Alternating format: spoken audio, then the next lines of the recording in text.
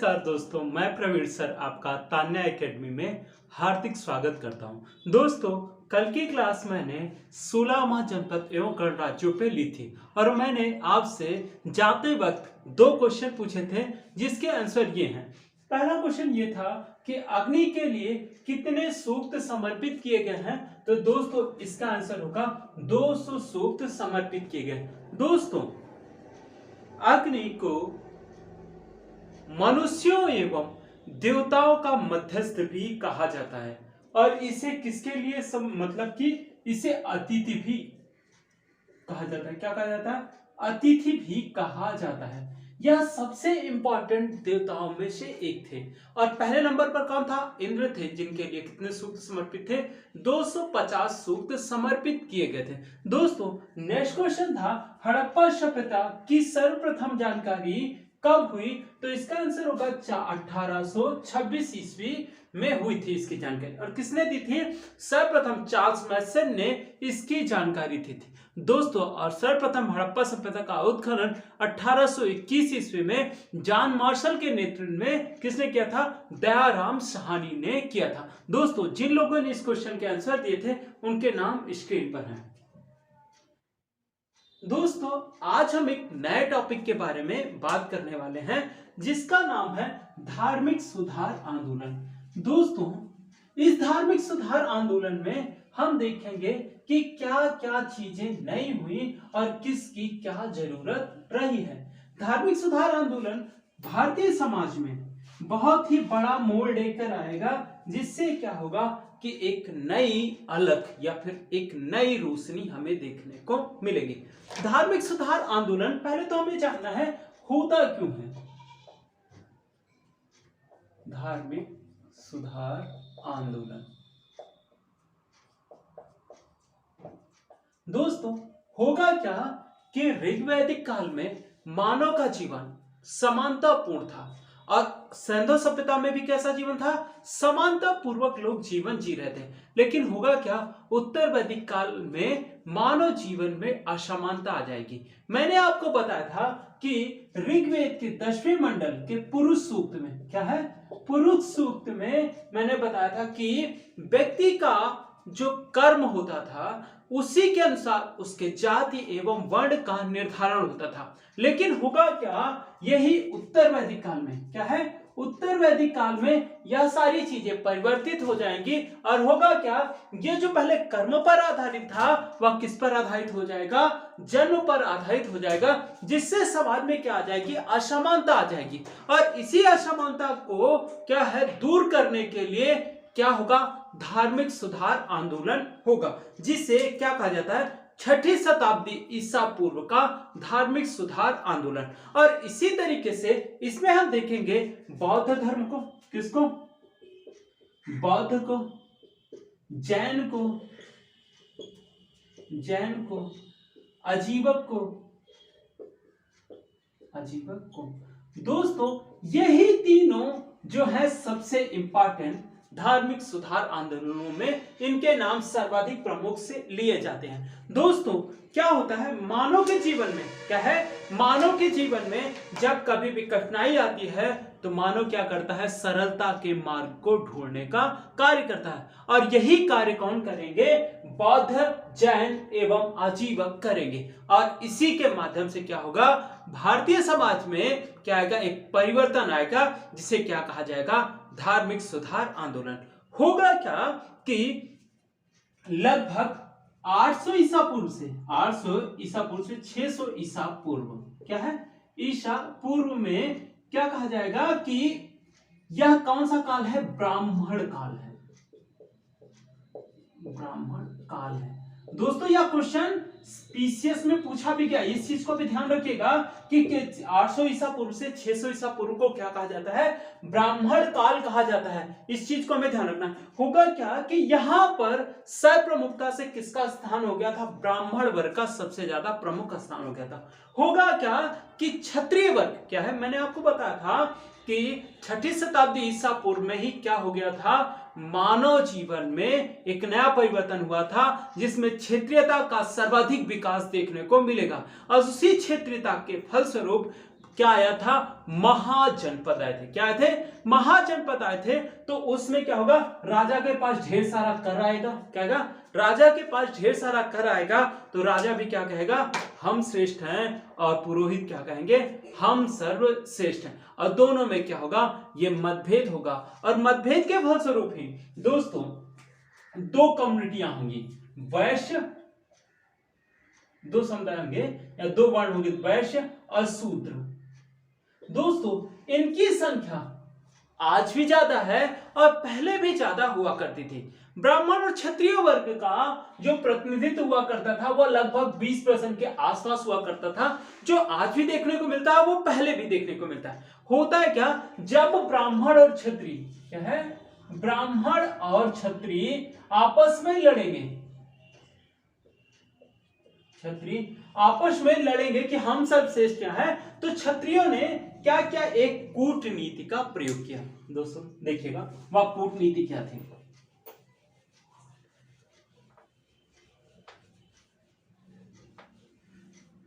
क्षत्रियों ने क्या किया, वैश्य और शूद्रों को अपनी तरफ मिला लिया। क्या किया, वैश्य और शूद्रों को अपनी तरफ मिला लिया, जिससे क्या हो गया, ये लोग महान प्रदर्शित होने लगे, इसलिए ये अपने आप को प्रमुखता दे पाए। लेकिन इन्होंने क्या किया कि कहा ठीक है महाराज, हम मान लिए कि आप सर्वश्रेष्ठ हैं, लेकिन आप जो भी कार्य करेंगे आप किसकी सलाह पर करेंगे, मुझसे सलाह लेकर करेंगे। जैसे मैंने आपको बताया था कि पुरुष सूक्त में जो बताया गया कि शिक्षा का कार्य या जो पठन पाठन कार्य कौन करता था, ब्राह्मण करता था, तो मार्गदर्शन कौन करेगा, ब्राह्मण वर्ग ही करेगा। तो इन दोनों में क्या हो गया, एक तरीके से समझौता हो गया, और एटलीस्ट कहा कि ठीक है हम अपने आप को बड़ा मानते रहेंगे, तुम अपने आप को बड़ा मानते रहो, और इसी तरीके से दोनों में अंडरस्टैंडिंग हो गई और बातें खत्म हो गई। और इसी के फलस्वरूप क्या होता है कि ये लोग जो इन्हें बाहर के थे, जो ब्राह्मण वर्ग वैश्य और शूद्रों को उतना महत्व नहीं देता था, तो इन्होंने क्या किया, क्षत्रियों ने इसे महत्व दिया, और इसीलिए इन्होंने क्या किए, दो नए संप्रदाय या 3-4 जितने, मतलब कि 62 संप्रदायों का उल्लेख मिलता है 6ठी शताब्दी ईसा पूर्व में। लेकिन हमको क्या पढ़ना होता है, ब्राह्मण, क्षत्रिय और नहीं सॉरी बौद्ध, जैन, अजीवक, भौतिकवादी, घोरक्रियवादी और नियतिवादी, इन्हीं सबको पढ़ना है, और इन सब के बारे में हमें देखना है कि कैसे किसने क्या क्या कहा। तो यह एक विचारधारा है। क्या है, यह एक विचारधारा है जिसके द्वारा मानव समाज में जागरूकता लाने का कार्य किया गया। दोस्तों फिर क्या होगा कि मतलब उत्तर वैदिक काल में प्रमुख भाषा क्या थी, संस्कृत। उत्तर वैदिक काल में भाषा क्या थी, संस्कृत थी। और संस्कृत जो थी वह सबसे स्पेशल या फिर मान लीजिए कि उस समय की विशिष्ट भाषा थी जो सबको नहीं पता होती थी, और शिक्षा का अर्जन क्या होता था, ये इसी भाषा में किया जाता था। तो जब जैन धर्म वाले आएंगे और बौद्ध धर्म वाले आएंगे, वह अपनी भाषा का प्रचार कैसे करेंगे, पाली भाषा में या प्राकृत भाषा में, जो सबको समझ में आए ऐसी भाषा का वह प्रयोग करेंगे, और इसी भाषा के प्रयोग से वो क्या करेंगे, लोगों के मन को जीत पाएंगे। दोस्तों आपसे पूछे जाते हैं बुद्ध के जन्म के पूर्व, क्या है, बुद्ध के जन्म के पूर्व धार्मिक आंदोलन कौन कौन से थे या धार्मिक मत कौन कौन से थे। तो सबसे पहले तो हम नंबर 1 पे देखेंगे जैन धर्म। किसको, जैन धर्म को।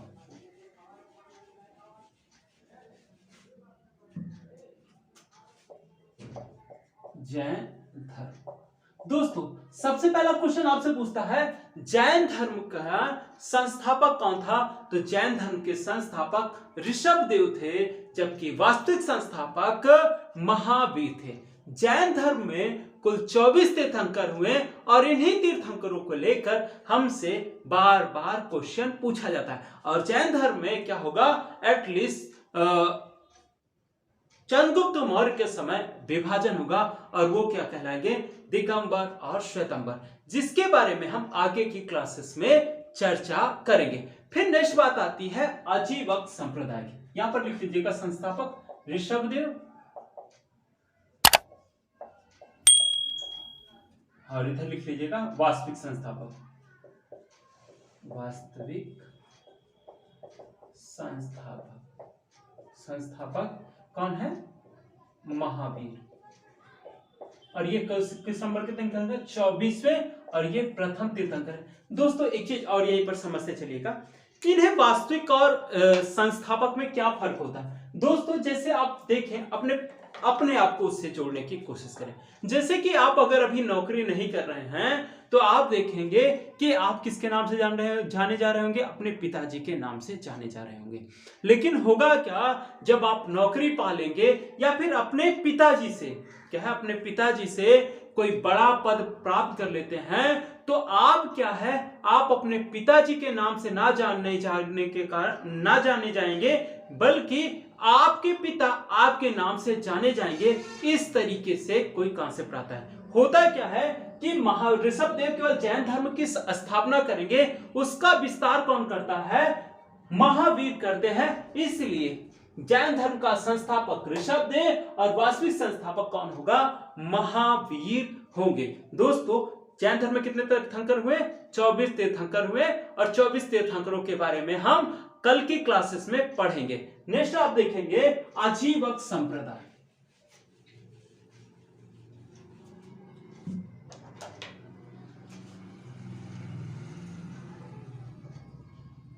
आजीवक संप्रदाय। दोस्तों यह संप्रदाय का उदय 6ठी शताब्दी ईसा पूर्व में हुआ।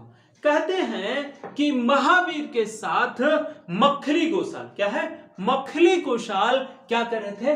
तपस्या कर रहे थे। और एटलीस्ट क्या हो जाता है, महावीर और मखली गोसाल में मतभेद हो जाता है, और इसी मतभेद के फलस्वरूप एक नया मत या एक नया संप्रदाय सामने आता है, जिसका नाम होता है आजीवक संप्रदाय। और आपसे कई बार क्वेश्चन पूछा गया है कि आजीवक संप्रदाय के संस्थापक कौन है? तो आजीवक संप्रदाय के संस्थापक मखली गोसाल हैं, जिसके बारे में आगे ढेर सारी चीजों को हमें डिस्कस करना है कि और क्या चीजें रही हैं उसमें। ठीक है, तो हम लिख लेंगे इसमें संस्थापक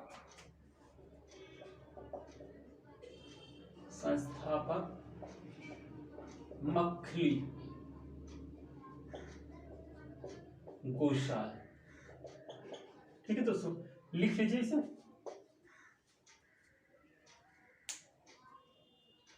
नेक्स्ट हम बात करने वाले हैं संप्रदायों में भौतिकवादी संप्रदाय की। क्या है? भौतिकवादी संप्रदाय के इसके संस्थापक क्या है? अजीत केश कम्बुलिन है। कौन है? अजीत केश कम्बुलिन है। इन्होंने बताया अच्छे या बुरे कर्मों का फल कोई नहीं होता है। मतलब कि अच्छे बुरे जो कर्म भी हैं, जो भी है जीवन में, सब करते रहो, कोई कुछ होता नहीं। जो आप जी लेंगे वही सब कुछ होगा। मतलब कि आप क्या करिए, अधिकतम सुख प्राप्ति की कोशिश करिए। मतलब उधार लेके भी क्या करिए, सुख प्राप्त करिए। ऐसी विचारधारा किसकी थी? अजीत केश कम्बुलिन की थी। और यह पूछा गया भौतिकवादी संप्रदाय या भौतिकवादी संप्रदाय के संस्थापक कौन है? तो अजीत केश कम्बुलिन है।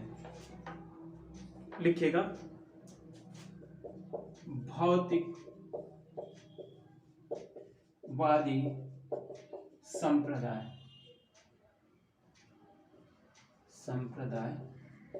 संस्थापक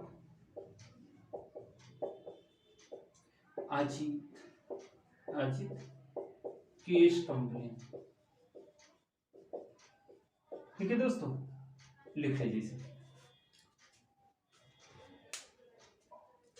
ठीक है, नेक्स्ट बात करने वाले हैं घोर अक्रियावादी की। किसकी? घोर अक्रियावादी की। घोर अक्रियावादी वह था जिसके संस्थापक थे पूरन कश्यप। ये कहते हैं कर्म और पुनर्जन्म में विश्वास नहीं करना चाहिए। कर्म एवं पुनर्जन्म में विश्वास न करने वाला यह संप्रदाय था, जिसे क्या नाम जाना जाता है? घोर अक्रियावादी के नाम से जाना जाता है। तो लिखिएगा घोर अक्रियावादी। घोर अक्रियावादी संस्थापक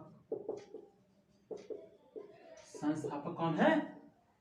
पूरन कश्यप। पूरन कश्यप।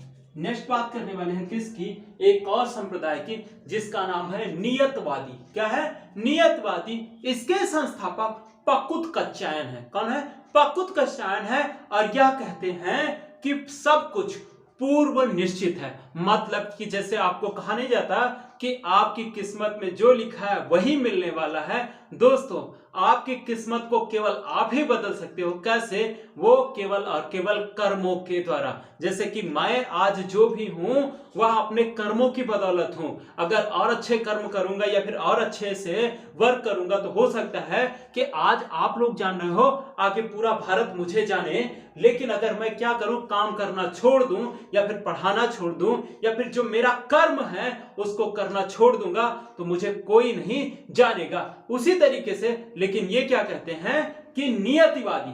क्या है, नियतिवादी। मतलब सब कुछ पूर्व निश्चित ही होता है, आप कुछ भी कर नहीं सकते। और यह पूछा भी जाता है कि नियतिवादी संप्रदाय के संस्थापक कौन थे, तो पकुत कच्चायन थे। तो लिखेगा नियतिवादी संप्रदाय, नियतिवादी संप्रदाय। इसके संस्थापक कौन है, संस्थापक पकुत कच्चायन। ठीक है दोस्तों, ये हो गए प्रमुख संप्रदाय और इसके बारे में हमने बात की। अब हम बात करेंगे बौद्ध धर्म के बारे में। बौद्ध धर्म के संस्थापक क्या है, बौद्ध धर्म के संस्थापक गौतम बुद्ध हैं। कौन है, गौतम बुद्ध है। और गौतम बुद्ध ने क्या किया है, भारतीय समाज को एक नया मत, एक नया संप्रदाय, एक नई सोच दी थी। इसलिए इनका जीवन बहुत ही बहुमूल्य रहा है। दोस्तों, इसमें हम पढ़ेंगे कि गौतम बुद्ध ने क्या क्या सिद्धांत दिए और क्या क्या उन्होंने अपनी विचारधाराएं दी। और इसके पश्चात आपसे क्वेश्चन पूछा जाता है कि बौद्ध संगीतियों के बारे में, किसके, बौद्ध संगीतियों के बारे में पूछा जाता है और बौद्ध धर्म के सिद्धांतों के बारे में आपसे बात की जाती है, जो आपसे कई बार आपसे क्वेश्चन पूछे जाते हैं। दोस्तों, हमारा ये जो टॉपिक है इसी पर केंद्रित होगा। तो दोस्तों, हमें ध्यान रखना है कि इस सब चीजों से जितने क्वेश्चन बनते हैं, क्या है, जितने क्वेश्चन बनते हैं हम उन सारी चीजों पे बात करेंगे और कुछ नई चीजें हम आपके सामने लेकर आएंगे, और कुछ हम नई चीजें आपके सामने लेकर आएंगे जिससे क्या हो कि आप क्या करें, उस चीज को बेहतर तरीके से समझ पाए।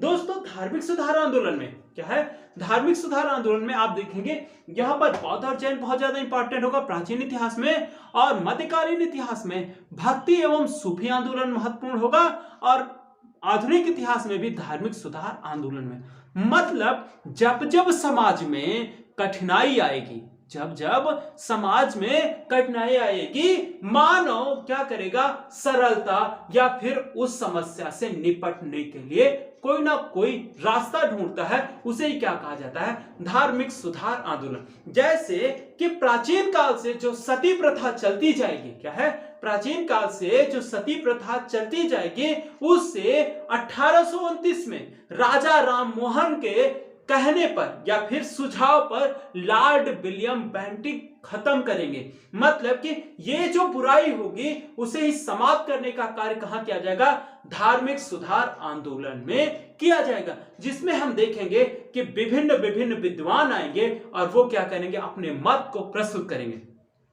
ध्यान देने वाली बात एक और चीज है दोस्तों, यह इंट्रोडक्शन क्लास है और इसमें आप देखिएगा कि ये जो धार्मिक सुधारक व्यक्ति हो रहे हैं वह कोई आम व्यक्ति नहीं हो रहा है, किसी ना किसी राजा से संबंधित हो रहे हैं या फिर उनका परिवार किसी विशिष्ट वर्ग से संबंधित रहा है। जैसे हम पहले तो देखें महावीर को, किसको, महावीर को। महावीर कहां से है, महावीर खुद एक राजघराने से संबंधित है। किससे संबंधित है, एक राजघराने से संबंधित है, और ये क्या करेंगे, एक अपनी विचारधारा प्रस्तुत करेंगे। दोस्तों, आपने देखा होगा कोई आम व्यक्ति क्या है, जैसे कि आप ही लोग हो, आपको कोई नहीं जानता हो, आप जाके चौराहे पे मतलब जिस जगह पे आप तैयारी कर रहे हो, आप क्या करो, बोलना शुरू करो, लेकिन आपको सुनने के लिए कोई नहीं आएगा। लेकिन वहीं आप अगर तैयारी करते करते आप देख रहे हो, अगर आपको यूनिवर्सिटी में पढ़ रहे हैं, क्या है, आप किसी यूनिवर्सिटी में पढ़ रहे हैं, तो उसी यूनिवर्सिटी का कोई छात्र नेता आकर चौराहे पर कुछ बोलना शुरू करे तो भीड़ कितनी इकट्ठा हो जाती है। आप देखते हो कि उसके पद की बात होती है, क्या है, उसके पद की बात होती है, जिसके पद के कारण उसका प्रभाव अधिक होता है। इसी तरीके से महावीर भी क्या है, एक राजा के लड़के हैं, मतलब एक राजकुमार हैं, तो राजकुमार की बात को सुनने के लिए लोग सुनते हैं, लेकिन जब आम व्यक्ति जब जाता है तो उसे लोग सुनना नहीं चाहते, वह कितनी भी अच्छी बात कह रहा हो। तो मतलब कि किसी धर्म सुधार के लिए या फिर किसी चीज में सुधार होने के लिए पहले आपको क्या होना चाहिए, सेलेक्ट होना चाहिए, या फिर आपके पास कितनी मतलब कि आपके पास उतनी पूंजी होनी चाहिए जिससे आप क्या करें, समाज में एक नई दिशा दे सके। मतलब अपने पास खाने को नहीं है, आप बाकी चीजें कैसे कर पाएंगे, क्योंकि सबसे ज्यादा जरूरी होता है कि अगर आपके पास रोटी कपड़ा मकान हो तभी आप कुछ कर सकते हो। क्योंकि आपने देखा होगा दोस्तों, पढ़ लिख वही सक रहा है जिसके पास खाने पीने और रहने की स्वतंत्रता है, या उसके पास वो चीजें उपलब्ध हैं। जिसके पास खाने को नहीं है दोस्तों, वो कैसे पढ़ाई करेगा या फिर कैसे अपने भविष्य के बारे में सोच पाएगा, जब तक उसके पास खाने रहने और सोने की व्यवस्था नहीं होगी।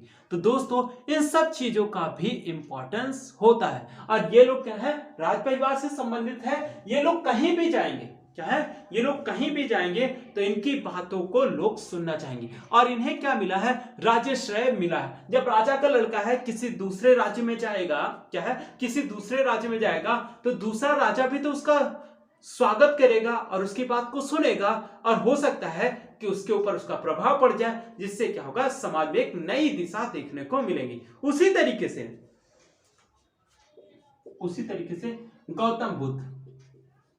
गौतम बुद्ध भी क्या है, एक राजकुल से ही संबंधित है ना। किससे, एक राजकुल से ही संबंधित है। उन्होंने भी कुछ ऐसी ही तकनीक का प्रयोग किया या फिर कुछ ऐसा ही किया। और दोस्तों, देखने वाली बात यह है कि अगर आपने बिमल चंद पांडे की बुक पढ़ी है, क्या है, बिमल चंद पांडे की पुस्तक पढ़ी है, तो गौतम बुद्ध के समय में, गौतम बुद्ध को लेकर जो 4 संगीतियां हुई हैं, उसका कोई अभिलेखित साक्ष्य देखने को नहीं मिलता।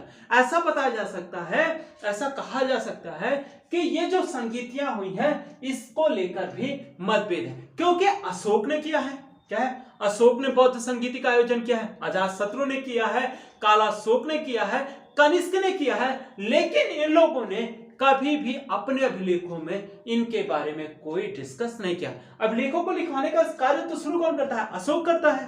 कौन करता है, अशोक करता है। लेकिन इससे पहले अजातशत्रु और कालाशोक ऐसे कोई साक्ष्य नहीं देते। तो दोस्तों, आज की क्लास खत्म करने से पहले हम क्या करते हैं, 2 क्वेश्चन आपको देखते हैं, जिसका जवाब आप कहां देंगे, कमेंट सेक्शन में देंगे। पहला क्वेश्चन लिखिएगा, जैसे कि दोस्तों आज धर्म का टॉपिक था, तो आज धर्म से रिलेटेड ही क्वेश्चन होगा कि ऋग्वैदिक धर्म कैसा था। ऋग्वैदिक धर्म था, A option question, बहुदेववादी, B एकेश्वरवादी,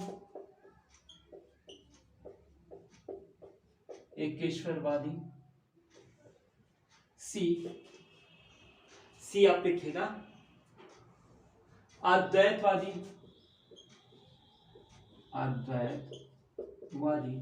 D none of these. ठीक है, नेक्स्ट आप क्वेश्चन लिखिएगा, किसका संकलन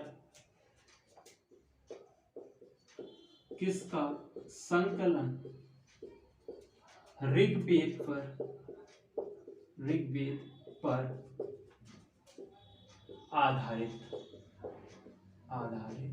था, ए बी सी डी।